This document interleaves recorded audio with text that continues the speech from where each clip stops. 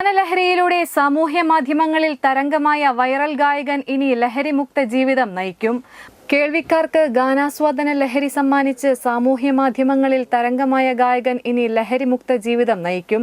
മലയാള സിനിമയിലെ ഹിറ്റ് ഗാനങ്ങൾ പാടി ചലച്ചിത്ര പിന്നണി ഗായകരെ പോലും അതിശയിപ്പിച്ച ഗായകനായ ആമ്പലൂർ കല്ലൂർ സ്വദേശി പറമ്പത്ത് വിൽസനാണ് ജീവിതമാണ് ഇനി ലഹരി ലക്ഷ്യത്തോടെ എന്ന് മദ്യപാനത്തിൽ നിന്ന് പടിയിറങ്ങിയത്.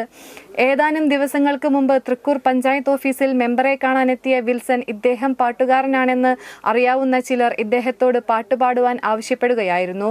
തുടർന്ന് ഇദ്ദേഹം പാടിയ സാമവേദം എന്ന ഭക്തിഗാനം പഞ്ചായത്തിലെ ജീവനക്കാരിൽ ചിലർ വിൽസൺ പാടുന്നത് സാമൂഹ്യ മാധ്യമങ്ങളിൽ ഷെയർ ചെയ്യുകയായിരുന്നു.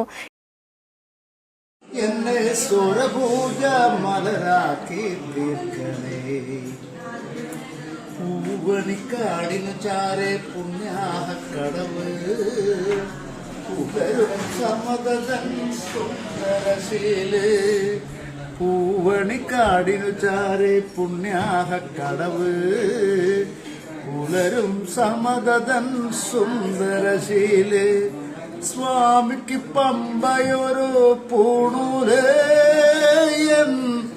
ആത്മാവല്ലയോ കോവിലേ സ്വാമിക്ക് പമ്പയൊരു പൂണൂലേ ആത്മാവല്ലയോ കോവിലേ.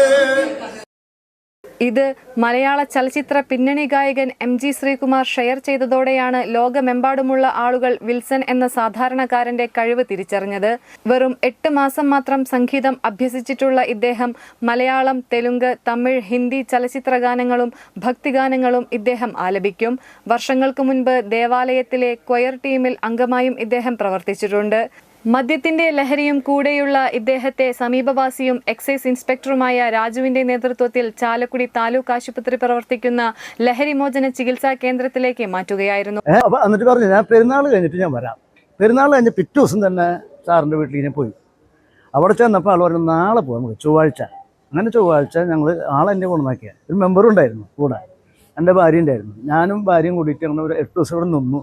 പിന്നെ 8 ദിവസം ഈ മരുന്ന് മേടിച്ച് കൊണ്ടുപോയി കഴിച്ചു. ഇപ്പം ഇന്ന് ആളെന്നെ വിളിച്ച് പറഞ്ഞപ്പോൾ പ്രചോദനം ഇത് രാജു സാറാണ്. നമ്മുടെ